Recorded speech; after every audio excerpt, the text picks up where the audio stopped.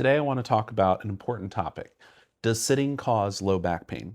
I'm Dr. Danny Lehnert, a physical therapist, and I see people every day who have been told that sitting all day is the reason for their back pain. And I want to dive a little more into that and whether that's true. So, I want to go back to when I was in physical therapy school. I remember we had a lecture one day where professor, the title of it was, Is Sitting the New Smoking? Where basically they were hypothesizing that because our society was sitting so much at work and in life, that's why we had more back pain, that's why we had more issues, everything like that.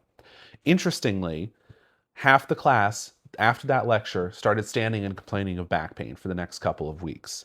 Before the lecture, everyone was sitting, no one was complaining about back pain. So I think it's important to understand the different factors that are at play here. Influence is a big thing. I see a lot of patients who have been to other providers, whether it be physical therapist, chiropractor, physician, trainer, someone who told them you sit too much, that's why you have back pain. Now, that can be a very influential statement coming from a person of power. So in PT school, a professor who we looked at and said, wow, they know everything, saying that sitting is the new smoking, a bunch of us thought that must be the case. That's also the case with medical providers. If you go see a physician, a chiropractor, physical therapist, whoever, and they tell you, the reason for your back pain is because you sit too much, you're going to believe them. That's why you went there.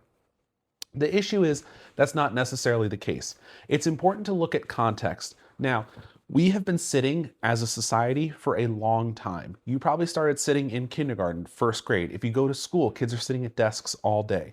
So it's admirable to say, oh, just don't sit, but you've probably been doing that your whole life. So your body's honestly probably used to it. The sitting hasn't changed, the back pain has changed. There are probably other factors at play here, but also the idea of we need to change this whole system, while admirable, and I believe there are issues with school and having kids that young sit for a long time and not move around, this is a tough battle to face as one individual. I've had a bunch of patients who have gotten standing desks. They become more popular. I have had a bunch of patients come in because all of a sudden they have pain because they've been standing all day and their body's not used to that. So it's important to consider that any posture can be an issue if your body's not prepared for it or it's already triggered by something.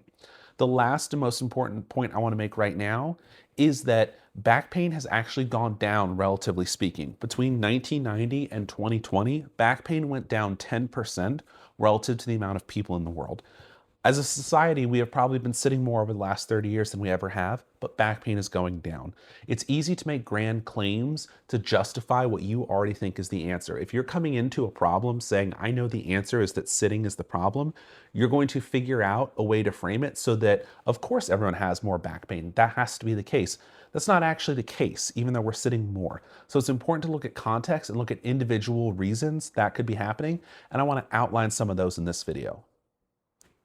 The logical question you might be saying is, okay, but I do have back pain, so what the heck do I do about it? The first thing I tell people when they're dealing with back pain is relax. 80% of people in the United States will deal with back pain, low back pain, at some point in their life. You're the odd one if you don't ever have low back pain. You're the 20%, the 1 out of 5. You're 4 out of every 5 people if you do have low back pain. Most people get better on their own. There's no need to panic. If you're watching this video, you're already doing more than the average person in terms of addressing low back pain, so you're already ahead of the curve.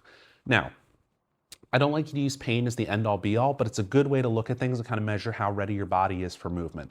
If you have pain of 5 out of 10 or above, that's your body saying it's not handling that movement very well yet. So the typical movements that cause pain are going to be bending forward or extending back. Typically, if bending forward is painful, sitting is going to be painful as well because we're going to be slouched forward in that sitting position. If you're getting 5 or more out of 10 pain with sitting or bending forward, you're going to want to avoid that movement because your body's not quite ready for it. So in that case, you might want a standing desk. You're probably going to want to walk more, take more breaks during the day, not just sitting at the desk for 2 hours at a time working because your body's not handling that flexed position well. If that is the case, you're going to want to move in the opposite direction because your body's not ready to handle that flex forward position. So something like a prone press up or a cobra pose of just stretching throughout the day, going up like this into that range of motion that is tolerable, is going to be a good thing for you to try.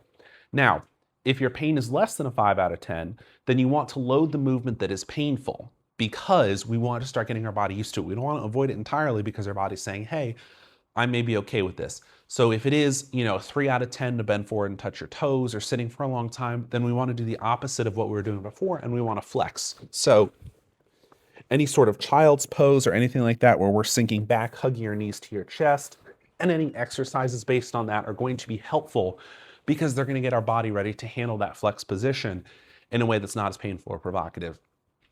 The opposite would obviously be the case if you have pain with standing up or extension. If it's above a 5 out of 10, you're probably going to want to sit more actually, which is the mistake a lot of people make because they think sitting's terrible, but then standing is making their pain worse.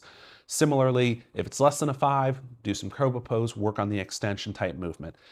Now, this is not an end-all be-all. It's obviously more complicated. There are more things you can do. I would recommend going to see a physical therapist.